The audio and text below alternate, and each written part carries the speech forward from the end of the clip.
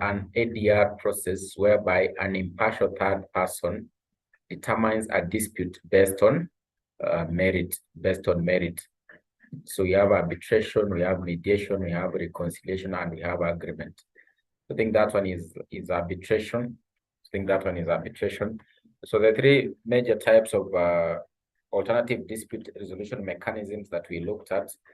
So we looked at arbitration, we looked at mediation, and also we looked at negotiation.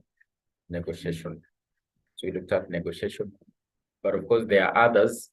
For example, early expert neutral evaluation, or we can have traditional methods whereby, for example, you can have elders in the community having to resolve any kind of dispute. Dispute. So arbitration is whereby we are saying that there'll be an impartial third-party person who will be able to determine that particular dispute. So here you go before the arbitrators. You go before the arbitrators who will be able to resolve the matter. So they'll be able to resolve the matter. You go before the arbitrators who will be able to resolve the matter. So there are three main types of dispute resolution mechanisms. So we can have arbitration, we can have mediation, but of course there are others. So there are others, for example, early expert neutral evaluation. So you can have, for example, others. We can have an ombudsman. We can have early expert neutral evaluation. We can have a mini trial. We can have expert determination. We can have adjudication. We can have traditional methods or customary dispute resolution mechanisms, whereby you go, for example, before the elders. So when you talk about an alternative dispute, it is an alternative to resolving a dispute rather than having to go to the court. You'd rather opt for these methods we've talked about or mentioned here, rather than having to go to the court. So that's why they are talking about them being actually an alternative way of how you can be able to resolve a dispute. So when you talk about an arbitration, so it is where we have an independent arbitrator. We have an independent arbitrator who will basically be able to make a determination by giving a ruling or of a matter known as an award. So you'll go before an arbitrator who will basically maybe be appointed by the affected parties under the dispute. So it is an out-of-court method of settlement of civil disputes by arbitral tribunals, which make the arbitral awards as opposed to judgments. So they don't make judgments or rulings like in a court of law. So they give a decision known as an arbitral award. So that decision that is normally given by these arbitration bodies, it is what we call an arbitral award. So the law relating to arbitration is contained in the Arbitration Act. Under the Act, an arbitration agreement is an agreement between parties to refer to arbitration all or certain disputes arising between them. So the principles of natural justice in relation to arbitration proceedings are a fundamental requirement of justice in deciding a dispute between two parties or more parties. So they'll be able to apply what we call the fundamental principles of natural justice. So when you talk about the fundamental principles of natural justice, now in this case, we could be talking about, for example, the right to be heard. We can talk about, for example, right to be heard.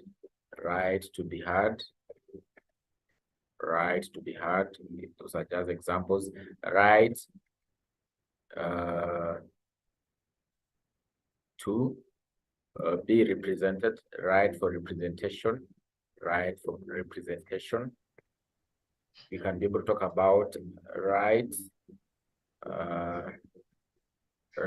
to present evidence, or any other relevant information.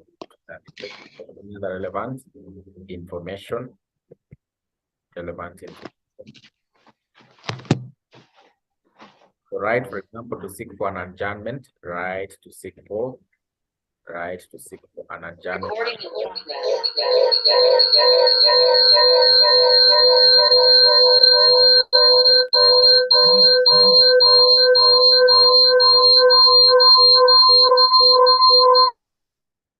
So right to seek for an adjournment or postponement. So right to seek for an adjournment. So that is what we mean by the right to seek for an adjournment. So when you are being heard before this arbitration body, you can be given the right, for example, to present your evidence, or maybe the right to be able to be represented by a person. So you cannot be denied that right, because those are the rights of what we call the principles. They are the rights of what we call the fundamental principles of natural justice.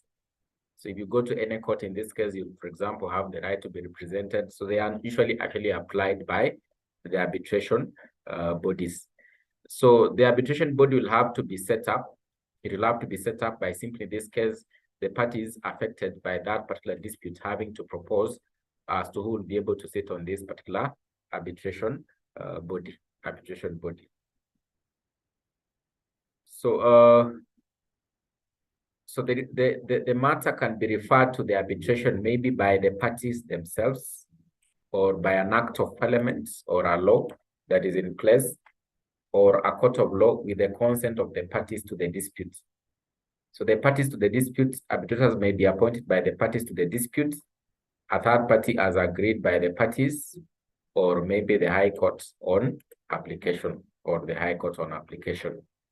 So you can be able to see under arbitration is whereby we have a third neutral party who will be able to give what we call an arbitration award. So the third party is the one who actually gives out the verdict. So if you look at that question in this case, so they wanted us to be able to mention the kind of alternative dispute resolution mechanism whereby there be an impartial or neutral third party who will be able to make the determination. So under mediation, so we don't have the third neutral party will be there, but of course now in this case, it won't actually make the determination. The resolution, so basically the decisions will be decided upon by the parties affected with the disputes or under the dispute. So we have mediation. So we have mediation as one of the alternative dispute resolution mechanisms. So mediation, so I think it's here. So mediation, it is an informal and confidential way for people to resolve disputes with the help of a neutral mediator who is trained to help people discuss their differences.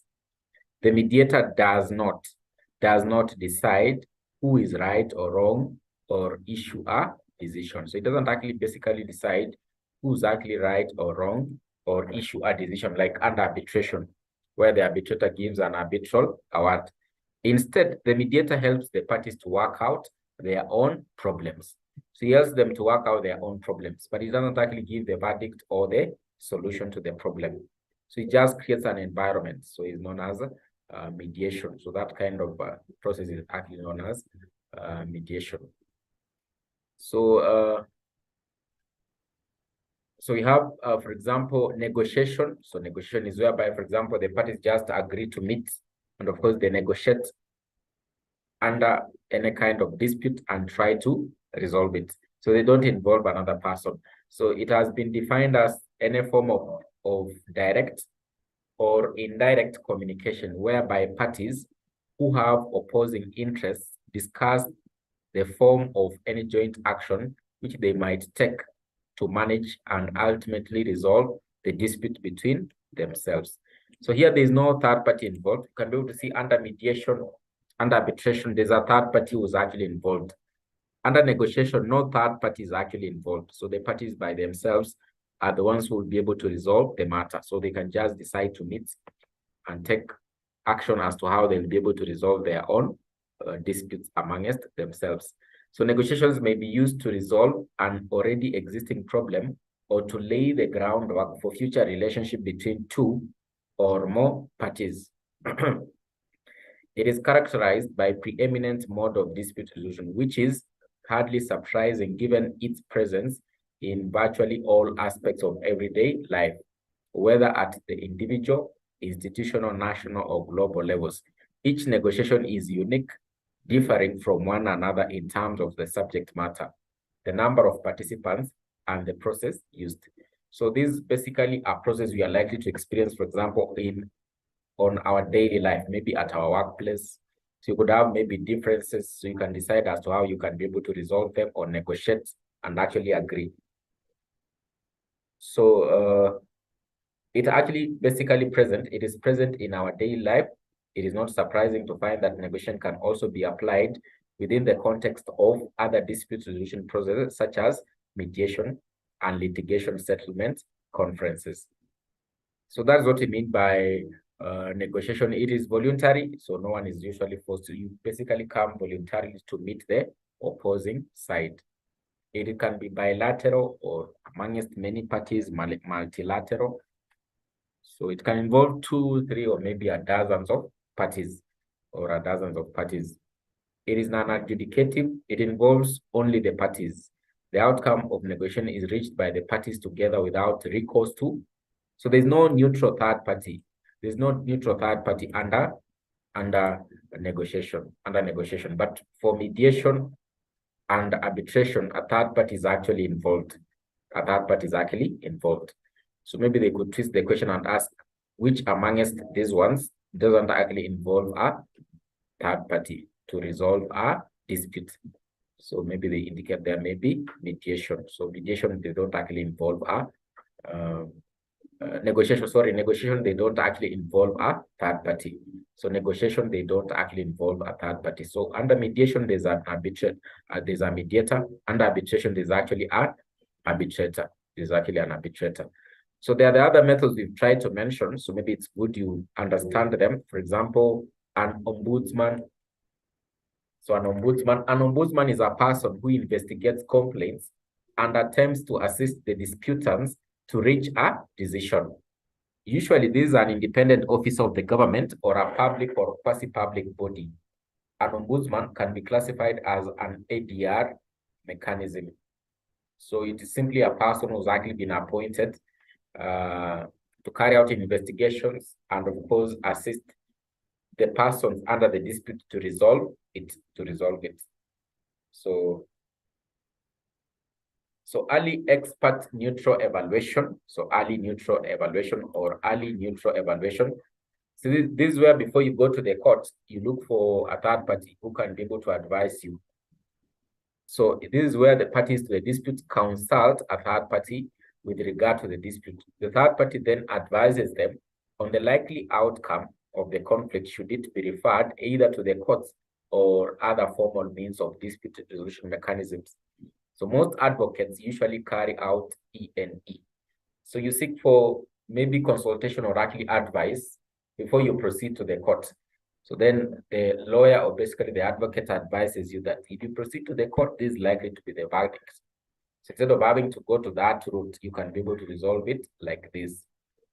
So you don't go to the court because you're looking for the alternatives of actually, instead of having to go to the court, you can look for an expertise advice. So a mini trial. So this is where now before formally, the proceedings actually commence. So it is where in a judicial, it can either be judicial or private. It is similar, almost similar to E&E above. In a judicial mini trial, the parties are already in the court and they go before the judge. The synopses of their cases are presented and the judge advises on the likely outcome. So the judge advises on the likely outcome quite early enough. So if one is found to be guilty, so this will be the repercussions. This will be the penalty. So the judge mentions that during the mini trial, or maybe they can say the pre-trial. So the private mini trials mostly occur in large organizations where members or senior managers of an enterprise receive a summary of the disputes and essentially suggest ways of resolving them. So they have gone to the court, they have seen the mini trial, so they have been advised by the judge. So they'd rather opt to resolve their own commercial disputes by simply maybe looking for an alternative. So the judge advises on the likely outcome of the matter before it goes to trial. So there'll be what we call a mini trial. But then we have expert determination. So it is where the parties to the dispute appoint a third party who makes a binding decision upon hearing the parties. He must be an expert and makes his decision based on such expertise. His decision will actually be binding. So it is where you seek an expertise advice, whereby you know a particular person can be able to resolve such kind of a matter. He has the knowledge of how you can be able to go about and get a solution. Maybe it is a dispute under maybe a contract, so you know the repercussions, but you look for a person to be able to advise you how you can be able to go around to resolve the matter under that particular kind of dispute. So you look for an expert, you look for a counselor. So people go to the counselors. So if they have problems, maybe at their home, so they can go to a counselor who has expertise and basically gives a way forward. Or maybe you go to the most senior member of the family. You will go to the most senior member of the family. Then the most senior member of the family basically gives directions as to how the matter will actually be resolved. So you are taking short notes. So I can see you are taking short notes. So I don't know, you are up to which point? I don't know, you are up to which point? But I've said that expert determination, it is where the parties to the dispute appoint a third party who makes a binding decision upon hearing the parties.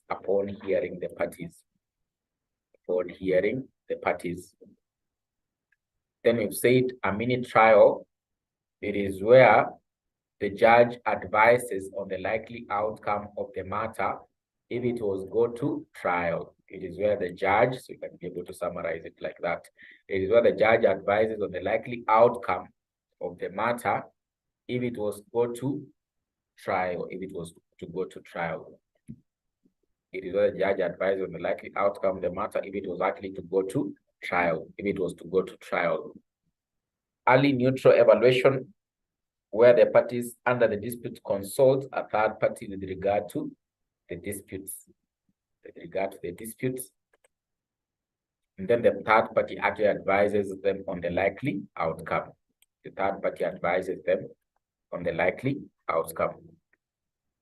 Where the parties to the dispute consult a third party with regard to the disputes, and the third party then advises them on the likely outcome, e.g.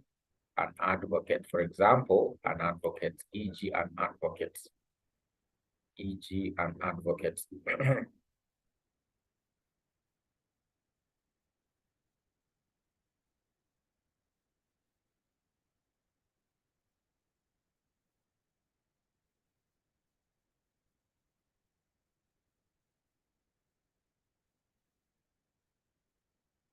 Then we have adjudication. It is where an adjudicator is appointed to settle disputes. He is appointed by a neutral third party entrusted to take initiative in ascertaining the facts and the law relating to the subject matter in question. So an adjudicator is actually appointed by the responsible party. So for example, now in this case, you can be able to talk about maybe there's a dispute maybe in the cabinet. So the president in this case actually appoints maybe the senior most cabinet member to be able to resolve such kind of disputes. So he's appointed by a neutral third party entrusted to take an initiative. That third party, when he sees there's a problem in government functioning as a result of that dispute, he should take the initiative. Who is it? It is actually the president. So he chooses the senior most cabinet member to be able to resolve such kind of disputes, to become the adjudicator. So it is where an adjudicator is actually appointed to resolve a dispute. Then you have traditional or customary dispute resolution mechanisms. So this is where you go to the Council of Elders. You go to the Council of Elders. So each and every community has the Council of Elders. So in this case, they are usually recognized as some of the board organs that can be able to resolve disputes in the communities. So they are recognized by the Kenyan courts, just as African customary law as bodies that can be able to resolve disputes. So you can go to the Council of Elders. The Council of Elders. You can go to the Council of Elders, to the Council of Elders.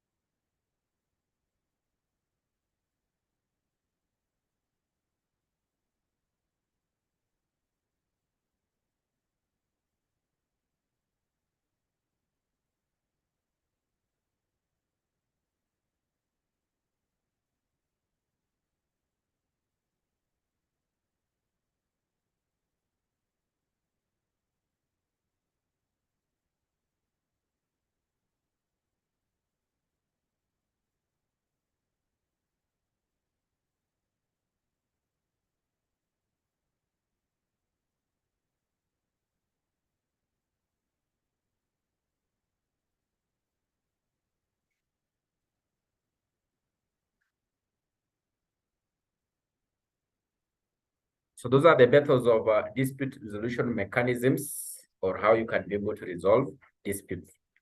So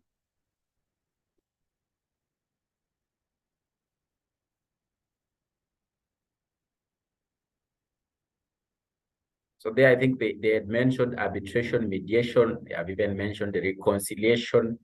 So reconciliation can almost be similar to what we are calling negotiation. So you agree to reconcile. So by agreements, you can simply craft down an agreement as the parties that there'll be terms that you'll be able to follow in resolving the dispute. So by agreement amongst the parties. So you don't have to involve a third party. You don't have to involve a third party. Then there is so there's question number 52. So in most civil law jurisdictions, so which of the following procedures may a civil appellate court generally perform?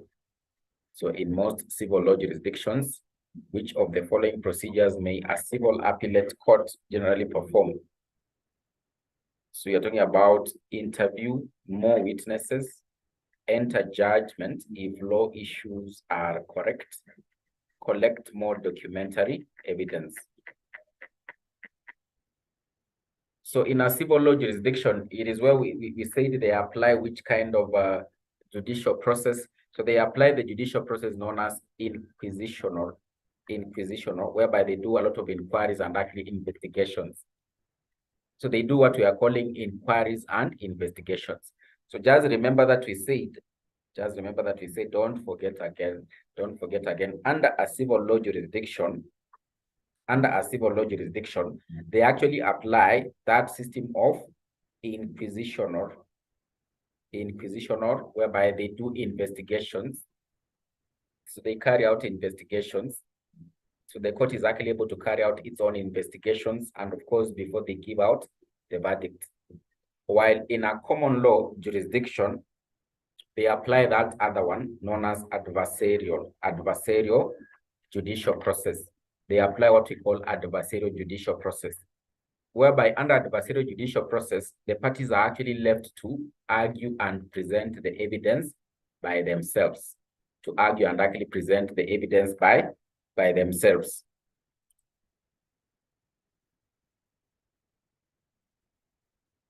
So you want me to talk about the negotiating styles?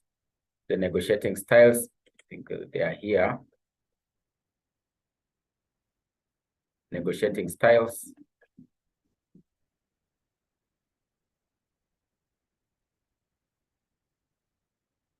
So you have positional best, So we have positional best or competitive. So positional best, we have this one, positional best or competitive. Then we have interest best.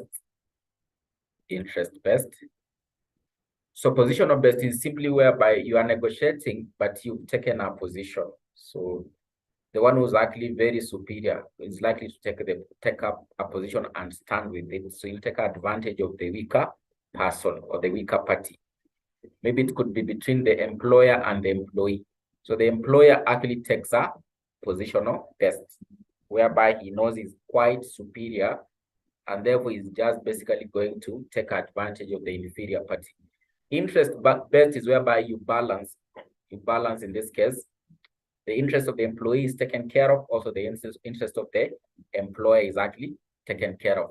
So maybe it is, for example, in this case, negotiating as to when probably maybe a person can be able to take up his or her leave.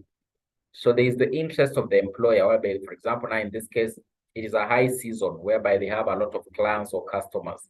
So in case you go for leave, it will hamper their operations. So on the other hand, also in this case, the employee is actually basically looking at that particular period whereby he has a particular function or maybe ceremony to be able to prepare for. So you need to be able to take care of the interest of the employer and the interest of the employee, and then come in the middle and actually agree exactly when the leave can actually be taken. So you don't take a position.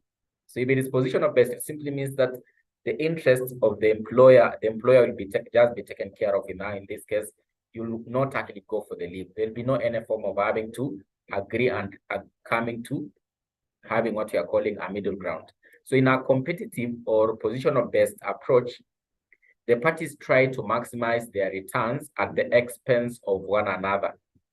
So they will use a variety of methods to do so and view the interests of the opposing party or parties as not being relevant, except insofar as they advance one's own goal, maximizing on their own returns.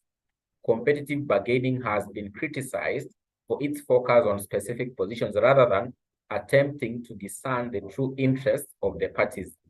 Among the criticisms which have been leveled at the competitive model are the tendency to promote brinkmanship and to discourage the mutual trust which is necessary for joint gain. Interest-based, it is where cooperative or problem-solving negotiation starts from the premise that the negotiations need not to be seen as a zero-sum situation, i.e. the gains of one party in the negotiation are not necessarily at the expense of the other party. So the common interests and values are stressed, as is the use of objective approach. And the goal of the negotiation is a solution that is fair and mutually agreeable amongst the parties. So it is where you don't, for example, now just protect your interests. You consider the other party. So you consider the other party's interests also and try to balance so that you can actually come to a middle ground. You don't take a position and stand with it. So you listen to that other person's interest or maybe reason as to why, in this case, he wants you to basically maybe do as he or she actually wishes. So it is actually interest-based. I take care of the interest of the other party. He also takes care of my interest under this particular dispute so that we can be able to meet at a middle ground. But if it is actually position-based, I simply take my position and actually stand with it. I don't want to basically negotiate. You negotiate based on just basically protecting your interest. So you negotiate on the basis of actually just protecting your interest and not the interest of the other party or not considering the interest of the other party. So it is positional based or competitive based.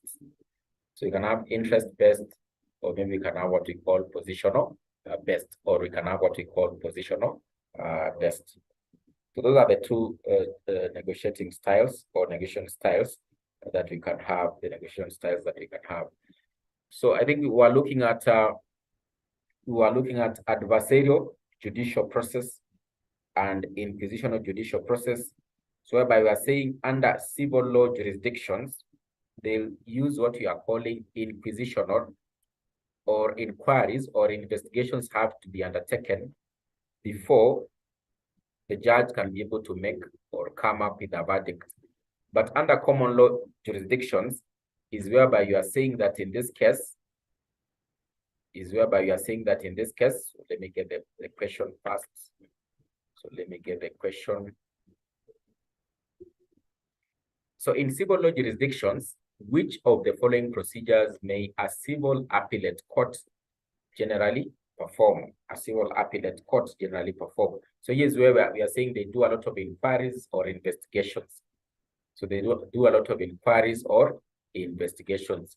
So in most civil law jurisdictions, which of the following procedures may a civil appellate court generally perform? So interview more witnesses, enter judgment if law issues are correct, collect more documentary evidence. So collect more documentary evidence.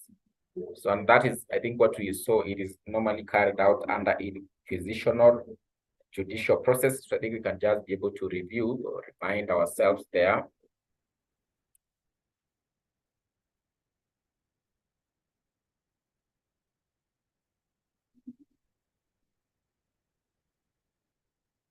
So inquisitional judicial process, so what normally happens there? So it is associated with the civil law legal system, and it has existed for many centuries. It is characterized by extensive pretrial investigations and interrogations with the objective to avoid bringing an innocent person to trial.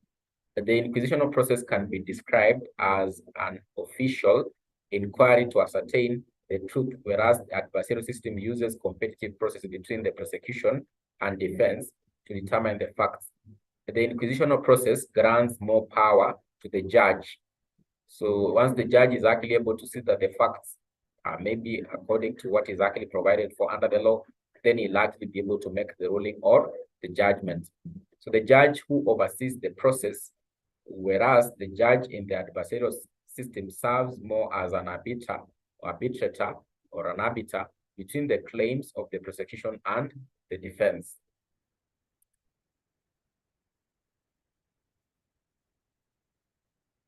So I do a recap on the civil court matters.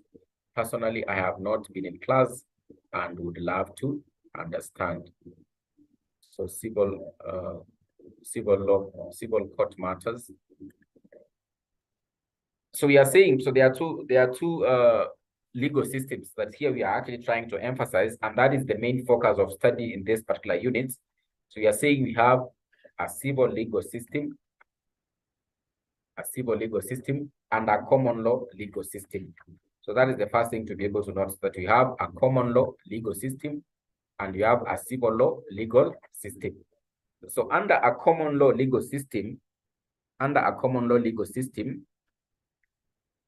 they apply what we call the adversarial judicial process. Then under a civil law legal system, they apply this one, which has a very difficult name, inquisitional, whereby they do inquiries or investigations. So the judges themselves actually do what we call inquiries and investigations. So they investigate the matter, they carry out investigations. So before they can be able to give out the verdict. Under adversarial, that you are saying it is applied under a common law system, the defendant and the plaintiff, or the parties before the court, are given the liberty to be able to present their evidence and argue the facts by themselves before the court. So they argue the facts themselves before the court. So that's why they are saying under adversarial system, it uses a competitive, so the parties is like they are competing. The one who's actually able to present the best evidence is the one who will be able to win the case. So he's the one who will actually be able to win the case. So kind of evidence, how he's actually able to argue out his case, is the one who will be able to win the case. So they just compete. But under inquisitional is where now, in this case, the judges or the juries who are to determine that particular matter, they'll put their head into that matter and do a lot of investigations, inquiries by themselves before they can be able to give out a verdict. And I think last time, you were actually able to look at the differences between an adversarial system and an inquisitional system, whereby we saw there was actually the emphasis whereby under inquisitional, the judge is actually quite much involved, or the juries are actually quite much involved in determining the matter. But under adversarial, it just depends with the parties. You have a defendant and a plaintiff, how they're actually able to argue and defend their case before that particular court. So the one who presents the best evidence, for example, is the one who will be able to win the case or impress the judge to be able to give the verdict in his or her favor.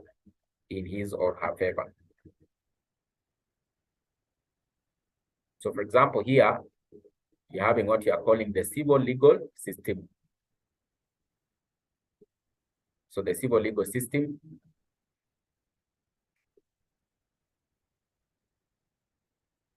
so these are the characteristics. I think we looked at them last time. So the civil legal system and the common law legal system. So the features, for example, for common law legal system are actually here. So there is no written constitution or formal documentation in terms of the laws guiding such kind of a system. So they rely on the common law. So judicial decisions are binding. Decisions of the highest court can generally only be overturned by that same court or through what we call legislation or case law. So they apply the case law. So there's extensive freedom to be able to contract, no formal laws in terms of contracts. So everything is actually permitted, that is not expressly prohibited by the law. So they don't have concrete laws in place to be able to guide their own functionings or how they can be able to conduct themselves or actually associate or maybe relate. But under a civil one, so there's actually a formally written constitution. So they have formal laws that have been crafted as to how they can be able to associate or actually conduct themselves.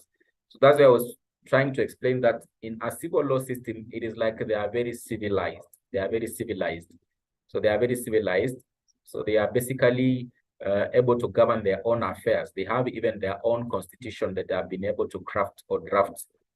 They are actually able to, for example, set up parliaments. Parliament is there that has been set up to be able to legislate and formally come up with laws that are actually eventually enacted after having been signed into law. And you are saying under a civil law system, so under a civil law system is whereby you are saying they're actually able to apply what you are calling the inquisitional judicial process. So whereby they carry out investigations or maybe inquiries before the judge is actually able to give the verdict.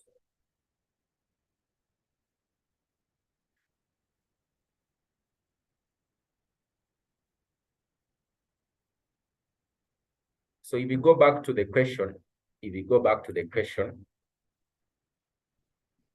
so in most civil law jurisdictions, which of the following procedures may a civil appellate court generally perform?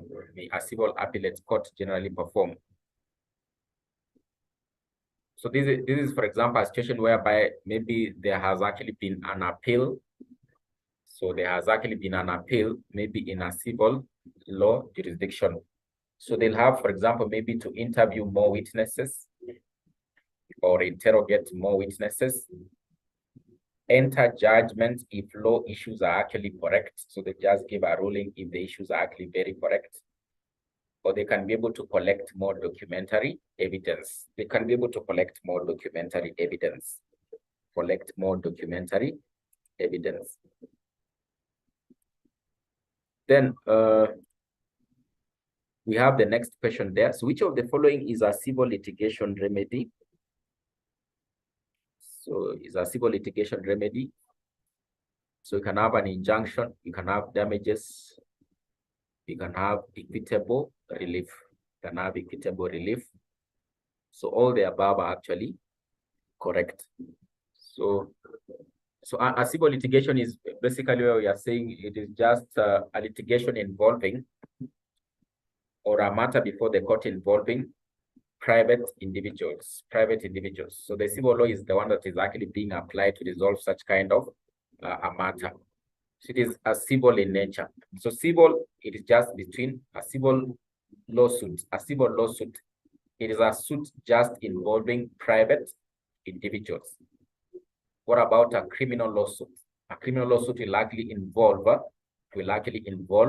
the state and a private citizen or a private individual. So a civil litigation or a civil lawsuit is one that is actually involving wrongs having been committed between private individuals or private citizens. A criminal litigation is the one that is actually involving, it is a crime. It is a crime, for example, murder, for example, robbery, theft, violence. It is a crime that will likely involve the state and a private citizen. So under that one also, there'll be remedies that will be given or solutions that will be given by the court. In that case, they'll give punishments under crime. So for example, you can have a life sentence, community service. So you can have maybe in other places, maybe you can get maybe what we call they give what you can find out that they give what we call maybe a death sentence, maybe a life sentence. So in that case, it simply means that under civil suits or civil wrongs or civil litigations, they'll apply the civil law, and it could just be involving maybe matters concerning private individuals. For example, a breach of contract. For example, a problem under, for example, maybe marriage. For example, maybe a problem under, for example, maybe succession. For example, under succession. So the remedies, what they mean by the remedies here, they mean the solution that will be given by the court. For example, if there's actually a breach of contract, the court will give a solution. It will give a remedy. Which kind of remedy can they be able to give? They'll give an injunction order to stop the continuance of doing something in a particular way, or stop it completely from actually having to be continued. So that's what we mean by an injunction. If there's a breach of contract, that is what the remedy the court will be able to give. So they'll be able to apply the civil law. It will just involve matters concerning private individuals.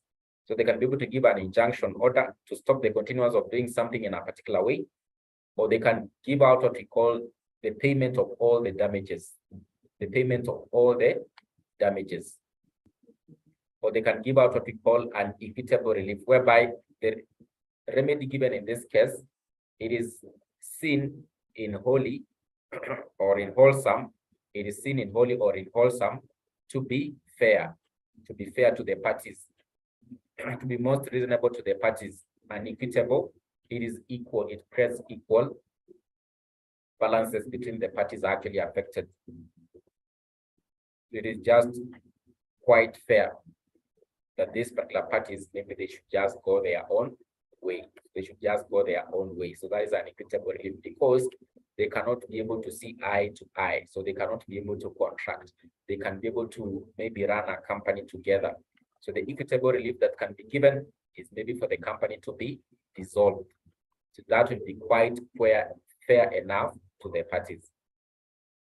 So you can see in that case, it is involving disputes, for example, maybe this case under the law of contract, maybe law of succession, maybe law of marriage, it could be maybe law of tort, whereby, for example, someone has done what we are calling defamation, maybe there is negligence. So those are the kind of remedies that the court will likely be able to give. But if it is involving matters to do with the crime, criminal cases, then the reliefs or remedies that will likely be given will involve what we call punishment. So maybe death sentence, life imprisonment, community service. So those are the kind of things that will be declared by the courts. But if it is a civil matter, they won't give such kind of remedies. They won't go for such kind of remedies. They won't go for such kind of remedies. So under criminal matters, so death sentence, life sentences, fines and penalties, so all those will likely be issued as resolutions or remedies or the verdicts by the courts or the verdicts by the courts.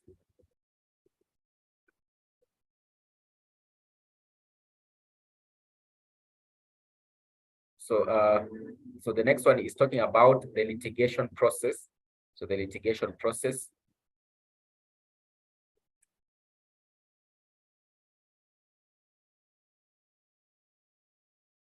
So 54. So the first phase of litigation process featured in most common law jurisdictions is referred to as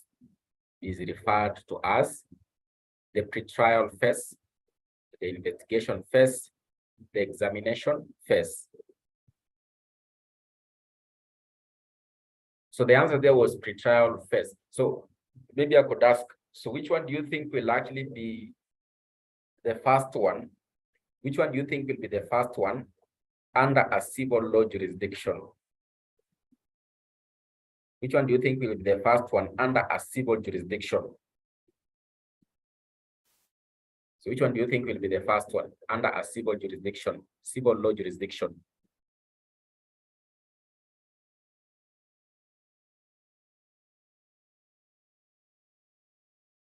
So which one, who can be able to try? So that one is very simple. It's not very complicated. Investigation will be the first phase because you are saying under a civil law jurisdiction, they apply which judicial process? Inquisitional. Under a civil law jurisdiction, which process do they actually, judicial process do they actually apply? Inquiries or investigations before the judge can be able to give a verdict. So it is quite obvious under that one, they basically start with the investigation phase.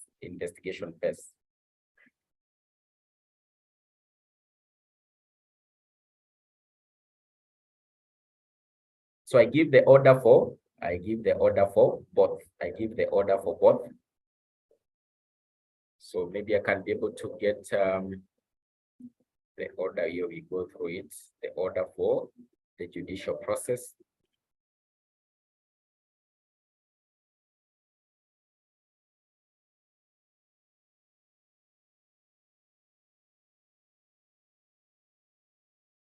So maybe you can just go through the litigation process or the whole litigation process. Then we can be able to see where exactly under a civil law jurisdiction it will start, and under a common law jurisdiction it will actually start. So let me share the process.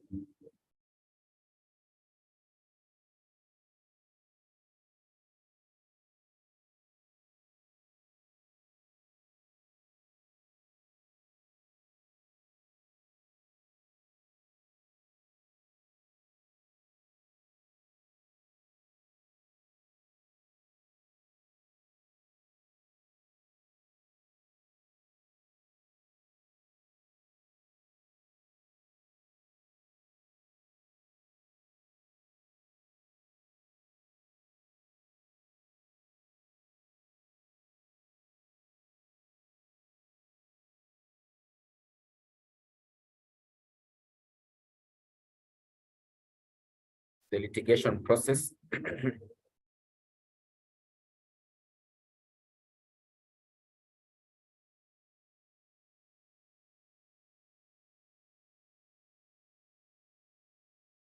So there are these main stages that can basically be seen to be in a litigation process. There's investigation, pleadings, discovery, pre-trial, trial, settlement, then you have appeal. So settlement and appeal. So under inquisition, or probably it will start, so they'll start from here. So all of these ones will likely be involved. But under adversarial, you're seeing that they'll be able to start from here. So they'll be able to start from here.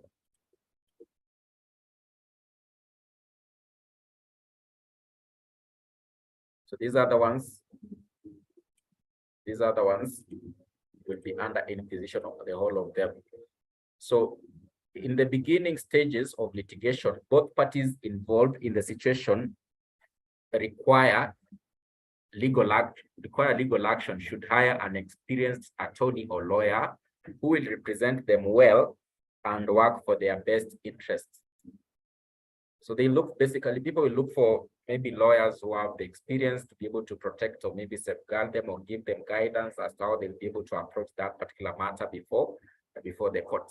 So the main stages of litigation will likely involve investigation, pleadings, discovery, pre-trial, trial, settlement, and appeal. So those are the main stages that probably are going to be involved in any kind of litigation. So, but it will vary from one litigation to the other. So investigation, any cases in civil litigation start with the investigation stage. So a private investigator might become involved. So the main goal of this part of the process is to find supporting evidence for your side, to find supporting evidence for your side, to find supporting evidence for your side.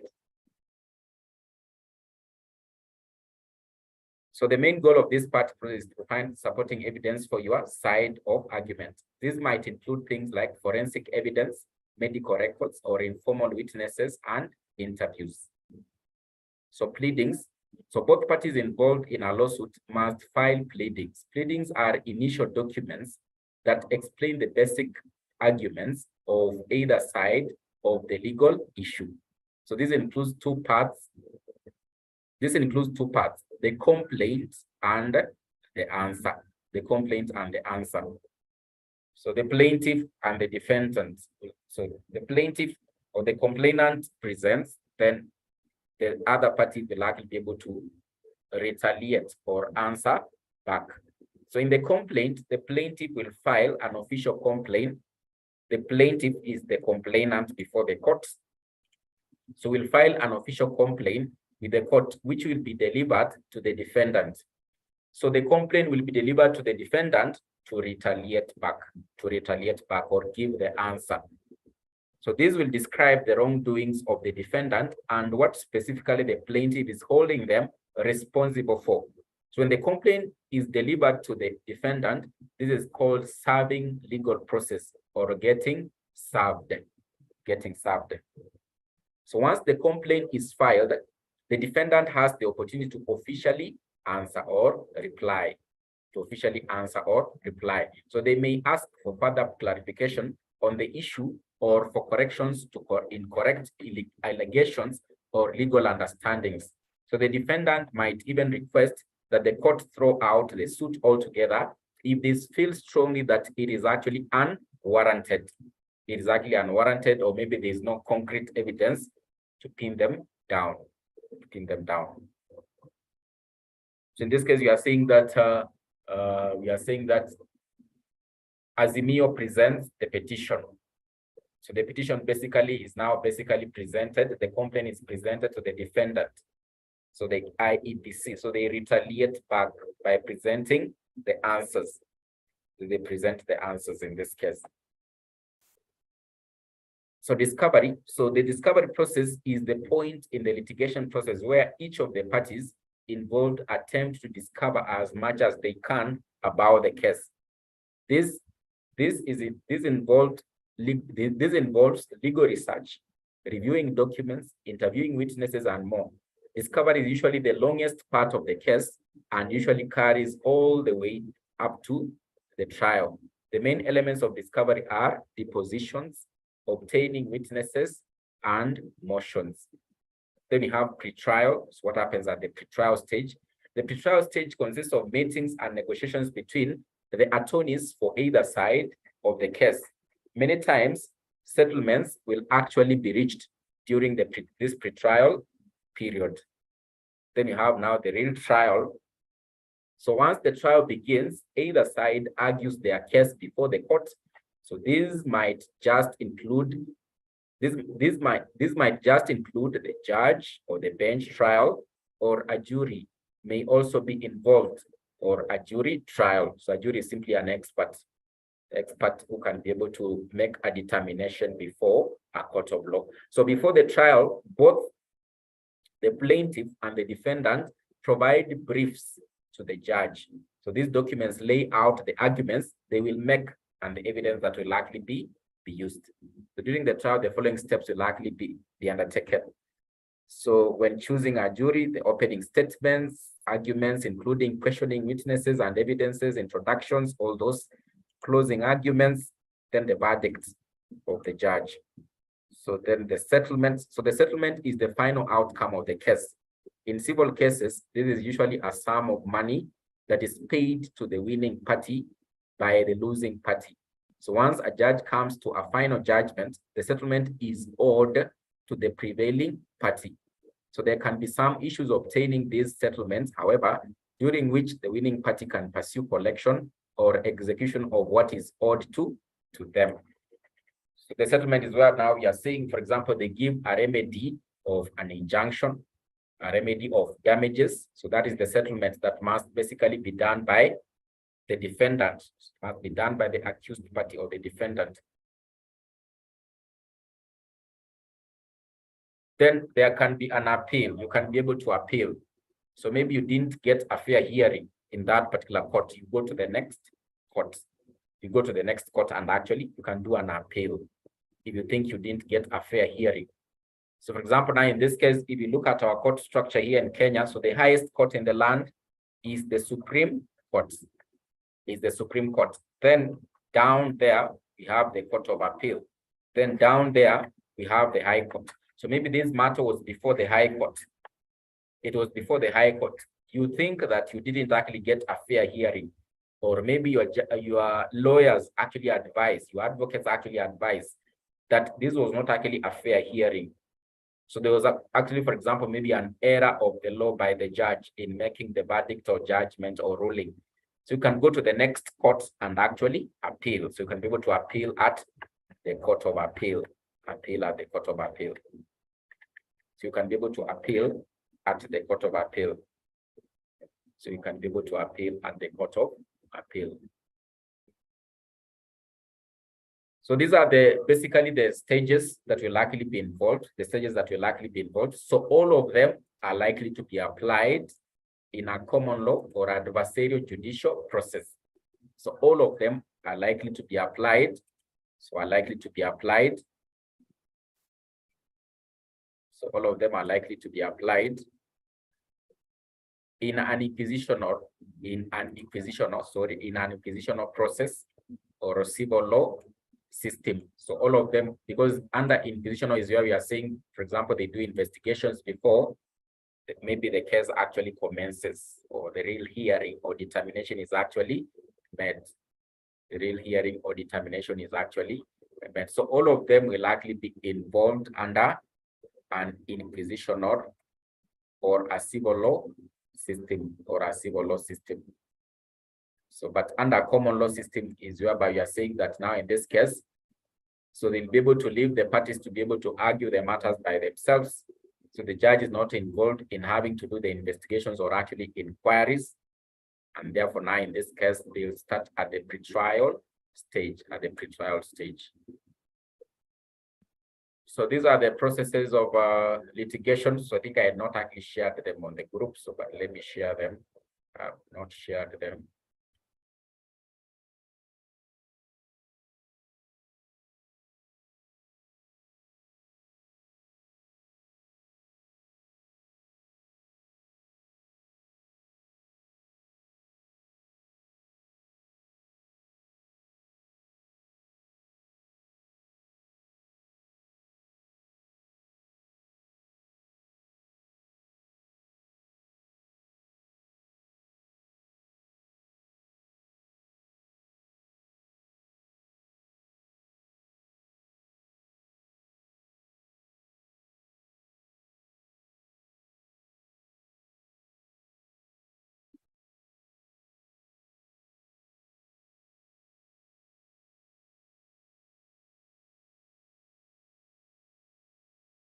So I've shared the documents. I think I've shared the documents. So that was the question. So under common law, so this one will be the first one. So under civil laws, they are likely to start with the investigation phase. Then question number 55, arbitration is an alternative dispute resolution where the arbitrator acts as, so he acts as a judge or a jury. So he's the one who will be able to give what we are calling an arbitration award. So he doesn't basically act as a third-party mediator. So I think here there was actually so this answer is the same as this one. So I think there's no difference. A judge or a jury. So I think this one, I think are valid answers. So this one, so he acts as basically a person who can be able to give the final verdict, So judge or a jury. So he's not a third-party mediator. So a third-party mediator is the one who will likely be involved under mediation.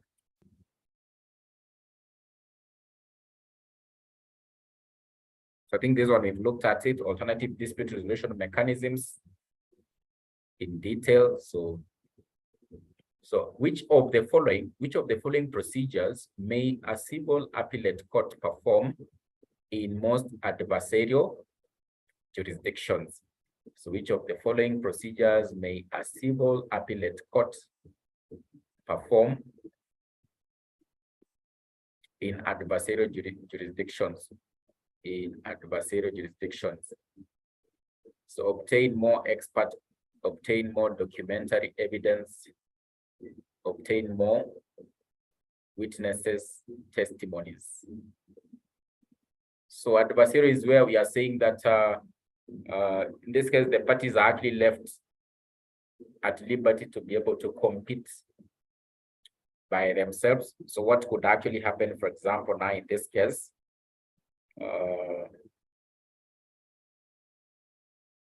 in case there's actually an appeal, so obtain more expert opinions, obtain more documentary evidence, obtain more witness testimony.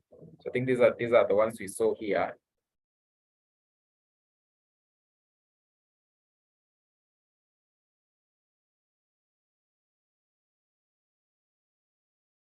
So this one will be applied under inquisition or process. So these ones are going to be applied under inquisition or process. I think they just twisted the question. So these are the ones that are going to be applied under inquisition or process. So they'll be applied under inquisition or process.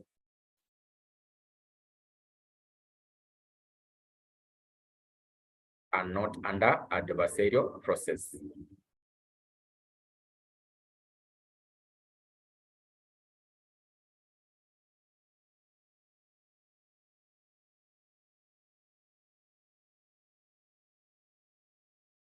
So you can be able to note them down. So these are the ones that will be applied under inquisition or process in case of an appeal.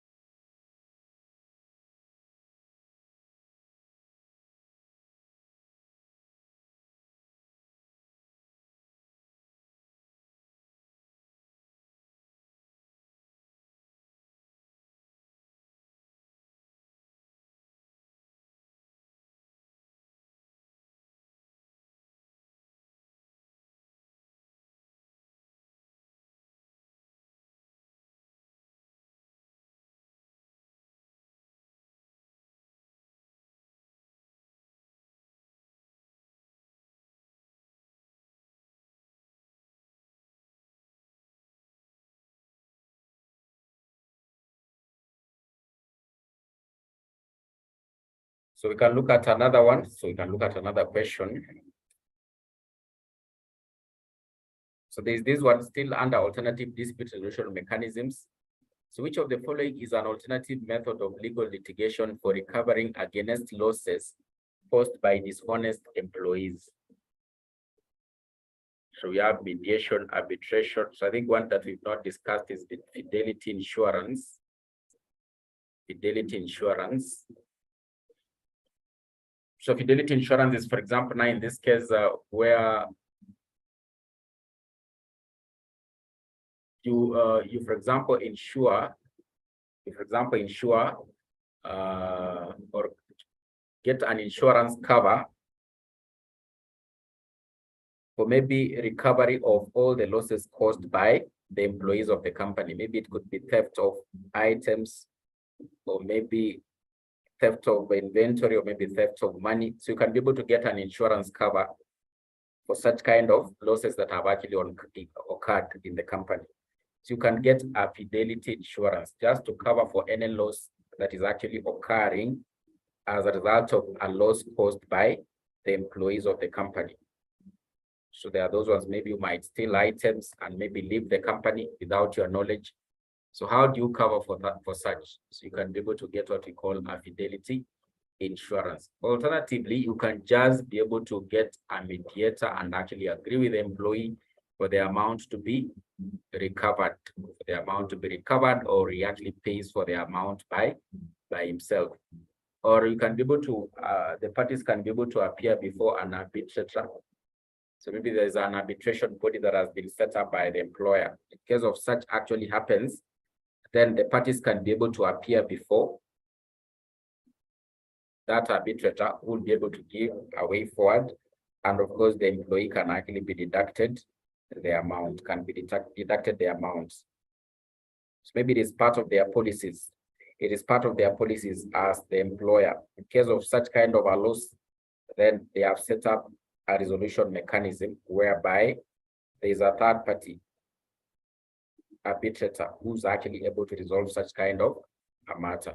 So you can be able to make a declaration that the employee should actually be able to pay for the losses,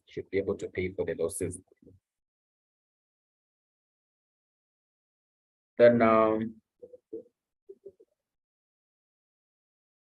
so question number 66. So John filed a civil case against Jack, claiming that Jack breached in performing a contract that they had agreed and signed. Which of the following remedy would John likely to be seeking? So John filed a civil case against Jack, claiming that Jack breached what we are calling performance of a contract that they had agreed and actually signed.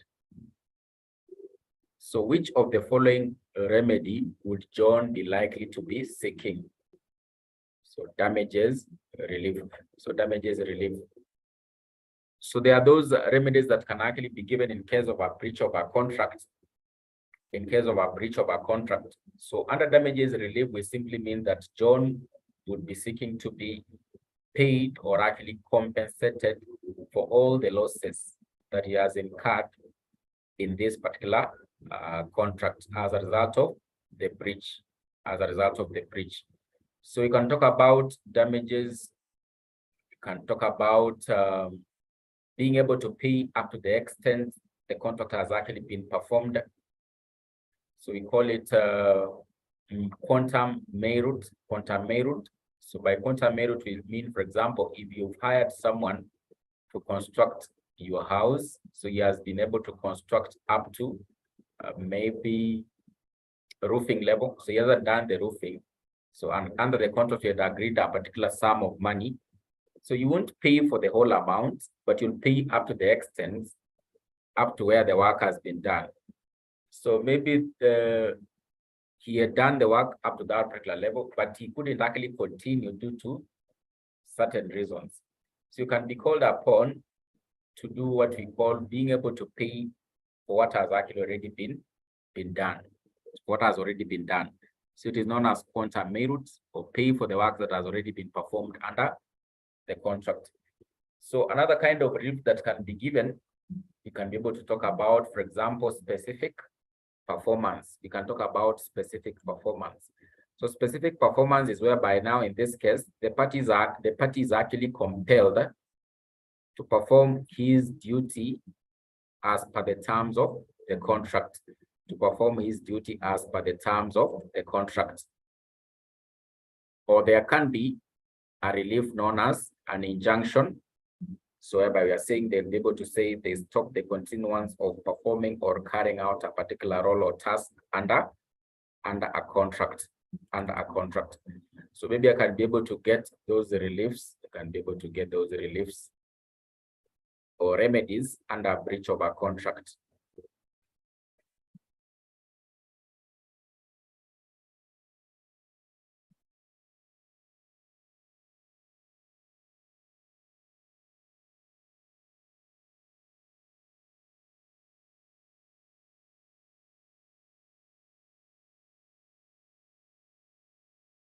The remedies for breach of a contract. So you can have damages, quantum merit, specific performance, injunction, or maybe cancellation or rescission of the contract. So damages, so they are monetary compensation allowed to the injured party of the loss or injury suffered by him as a result of the breach of the contract. Then you have quantum merit. So it is a remedy for breach of a contract available to an injured party against the guilty party. So it literally means as much as is actually earned or in proportion to the work. It can be availed either without claiming damages or claiming reasonable compensation only for the work that you've actually been able to perform. Then we can have specific performance. So means the actual carrying out of the contract as agreed. So you'll be compelled to carry out the contract as agreed under the contract. So you can go for specific performance, but it's not always a best remedy or a good remedy in all circumstances. So where monetary compensation is adequate, so there won't be need for you to be able to carry out what we are calling specific performance. So I can see Mary saying she's taking short notes. So what I do, let me just extract this particular area. Then I think I can be able to share on the group. So I can be able to share on the group.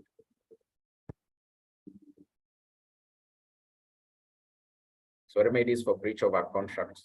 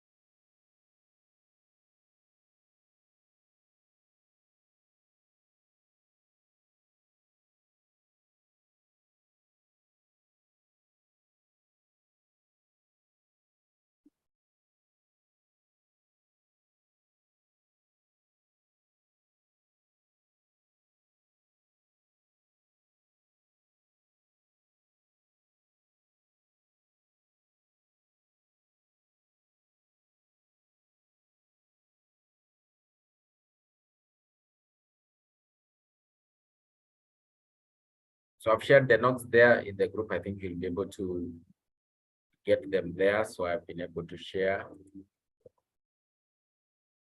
So you're saying we have damages, quantum merit, specific performance, injunction, and actually rescission or cancellation of the contract. You can decide to cancel the contract. So cancel the contract in case of breach.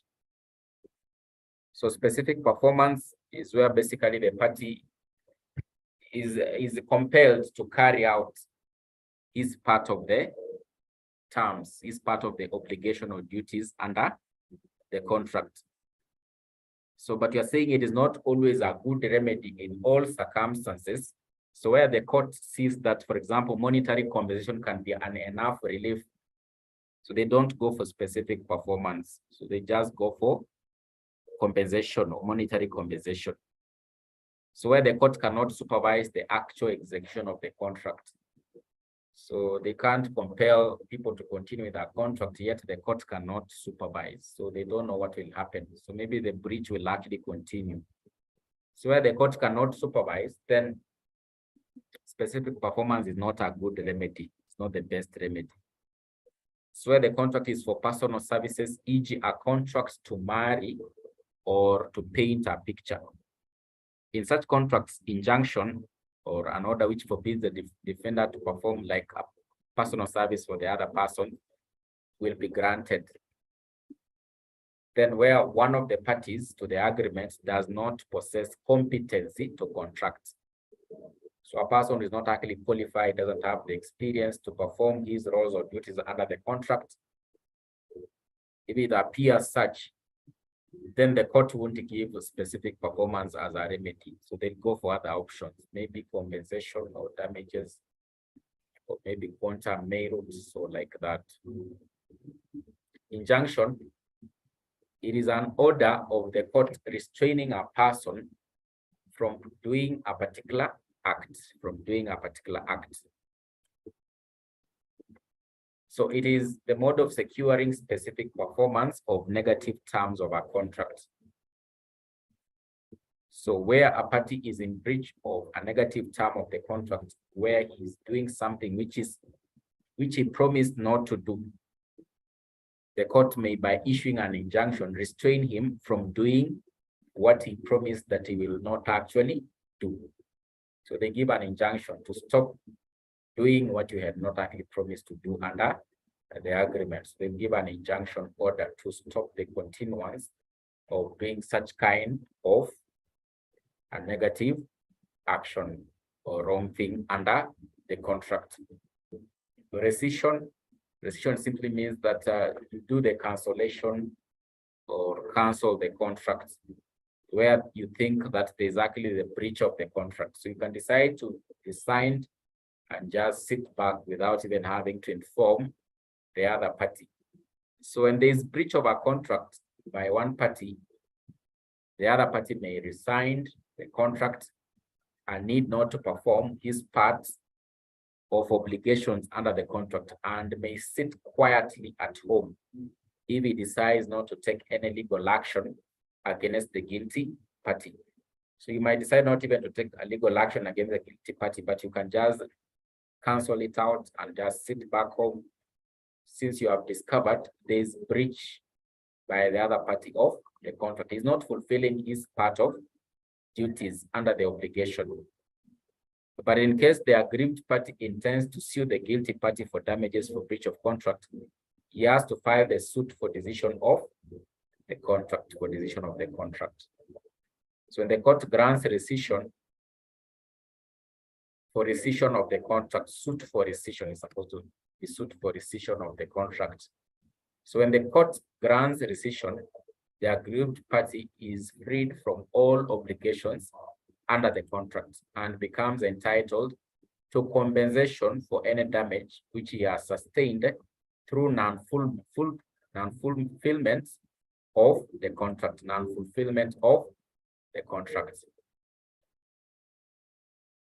So they have given an example there.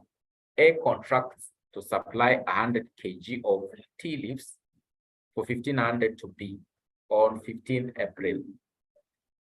If A does not supply the tea leaves on the appointed day, B needs not to pay the price. So B may treat the contract as resigned and may sit quietly at home. So B may also file for a suit for rescission and claim for damages in a court of law. So for you to claim for the damages, then you have to sue the other party. You have to sue, but before you sue, you cannot be able to claim for the damages. But you can do what? You can be able to sit quietly at home. So you won't basically bother to even ask again whether the tea leaves are coming or they are not coming. So you just assume that so that was a failed delivery. You don't have to inquire further. So you basically just conclude that it was actually a breach of the contract. So long as you had agreed, it was supposed to be on a particular date, but it hasn't been delivered. So those are some of the remedies that will likely be given in case there's what we are calling a breach of contract, breach of a contract, or what we are calling under the contract law, law.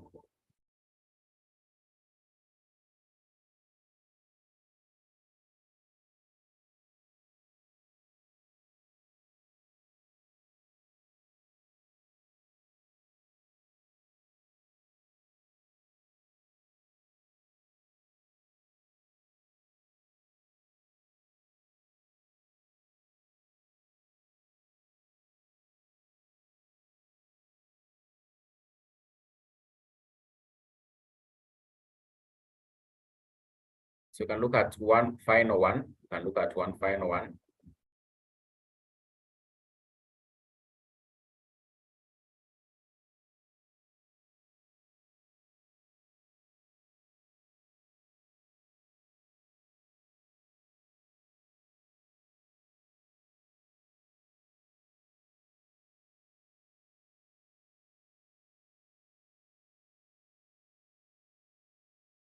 So question number 75. The jurisdictions that recognize corporate criminal liability can hold a corporation vicariously liable for the acts committed by which one of the following parties related to the organization.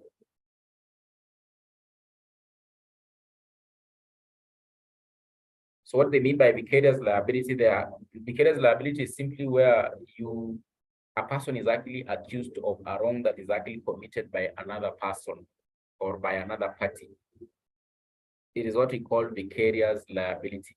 It mostly happens in a situation whereby you have a master and servant relationship. A master and servant relationship. So whereby we have the person carrying out the employment and the employee. So for example, now in this case, you can be able to discover that if it is a corporate entity, then this is likely to be the employee. This is also likely to be the employee of that corporate entity, even an independent contractor under certain circumstances, but not actually always. That the wrongs of an independent contractor will likely basically be pegged on the employer or the master. So vicarious liability is one of the torts that you can be able to talk about, or a wrong that can be committed by a person against another party. So under vicarious liability, what happens? A person commits a wrong, but that wrong is actually blamed on another party. So the other party, we say the other party is held vicariously responsible or liable. For example, in this situation, we are talking about a master and servant relationship. If you are an employee of the bank, and you commit a wrong against the client will accuse the bank, your employer, vicariously for the wrongs committed by you as the employee. So even if he goes out there, he'll be saying that that bank is not the best. I'll never bank in that bank. In fact, I'm going to close the account. So you can see the wrong that has been committed by the employee. Maybe this employee didn't actually talk appropriately with the customer. Or maybe in this case, the employee abused the customer. But who suffers the repercussions? It is the bank, the employer. So vicarious liability is where a wrong committed by a person or a party is actually accused on another person, It mostly happens in a situation whereby we have a master and servant relationship. So in jurisdictions that recognize corporate criminal liability, can hold a corporation vicariously liable for acts committed by which one of the following parties related. So you can be able to see they're talking about related. And I'm talking about, in this case, it happens in a master-servant relationship. So this legal counsel can be the employee of the corporate entity. These directors are employees of the corporate entity. The corporate entity can also engage an independent contractor, maybe to carry out a particular role on the behalf of the corporate entity. So the wrongs that are normally done by the directors, who will be held responsible? It is the company itself, the employer. the company that has employed these directors, if they commit any wrong because they act as, for example, in this case, entering into deals, transactions, contracts on behalf of the company. So if these contracts are not actually successful, the person who's going to be blamed for the wrongs that were done by the directors, it is the company, the employer. If it's a legal counsel or a lawyer of the company, while acting in his capacity as the lawyer of the company, commits any wrong, the person who's going to be held vicariously liable, it is the company itself. If it is an independent contractor working exactly under the instructions of the employer or the master, the wrongs committed by the independent contractor will be blamed on the company itself or the corporate entity itself. So the corporate entity or the company will be held vicariously liable. So the key elements in a vicarious liability, there must be a master-servant relationship. Number two, this servant must have committed that wrong while in the course of employment. This legal counsel committed that wrong while in the course of employment on behalf of the company. The directors committed the wrongs while they were carrying out the duties as they are supposed to be able to carry them out as per the instructions or mandate under the company's articles. So this independent contractor was working or carrying out a task under the instructions of the company as the master. So number one key element, it happens in a master-servant relationship. Number two key elements, it must have happened, that wrong must have happened, that liability must have happened while in the course of employment. So all these parties can be like employees of the company. Can be like employees of the company. So maybe I can be able to share something about vicarious liability. So just on the group there. So let me get it. Let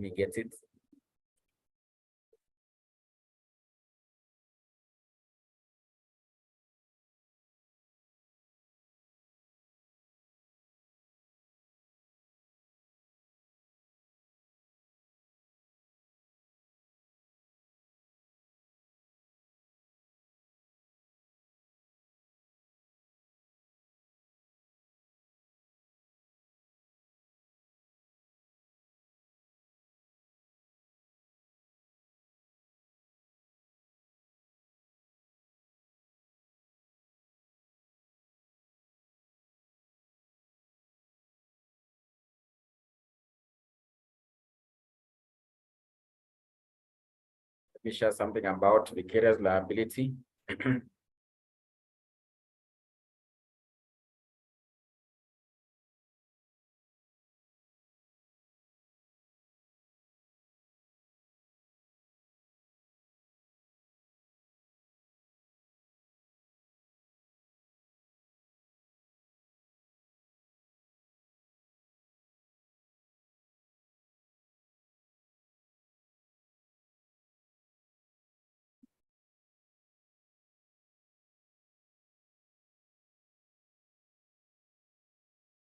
I think I've shared there, so I think you'll be able to see on the group there, vicarious liability.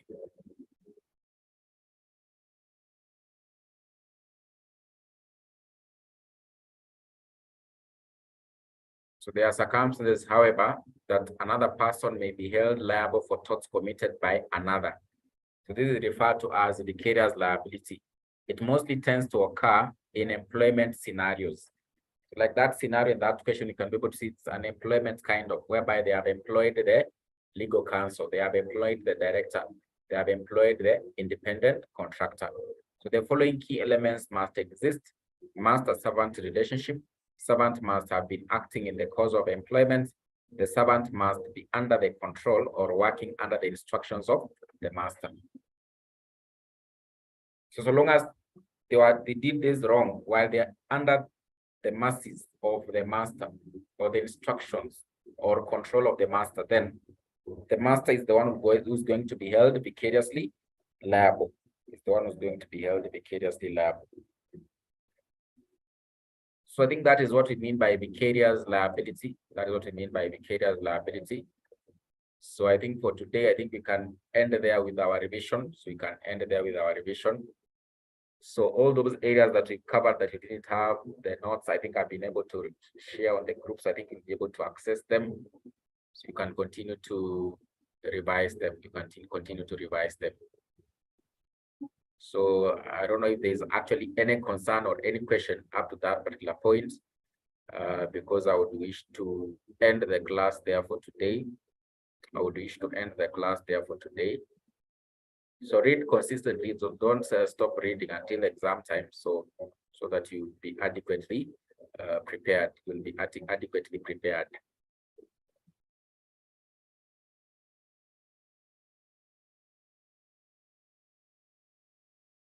So you can't find the notes in the group, so I don't know why you can't see them.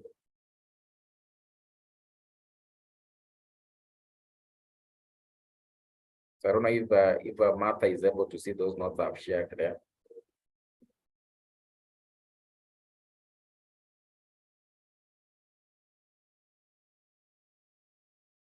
So Martha, are you able to see the notes I've shared on the group? What about Agade? Are you able to see? There are some notes I've shared there a while ago. You should be able to see them.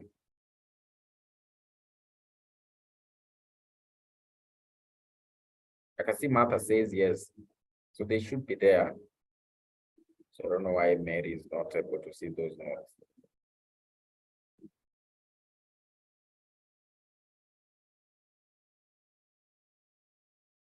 I can see Agade is able to see them. So I don't know why Mary you are not able to see, or you are in the wrong group.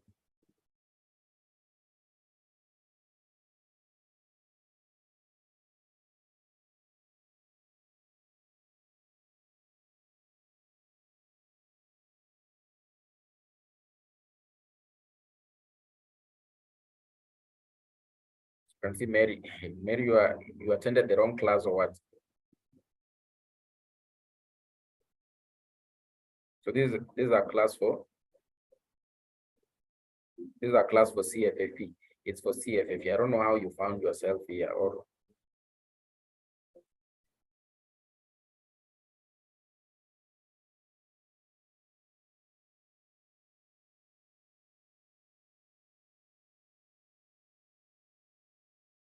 so you want me to do a recap of the types of laws. So I think I'll be able to do that recap maybe in our next class.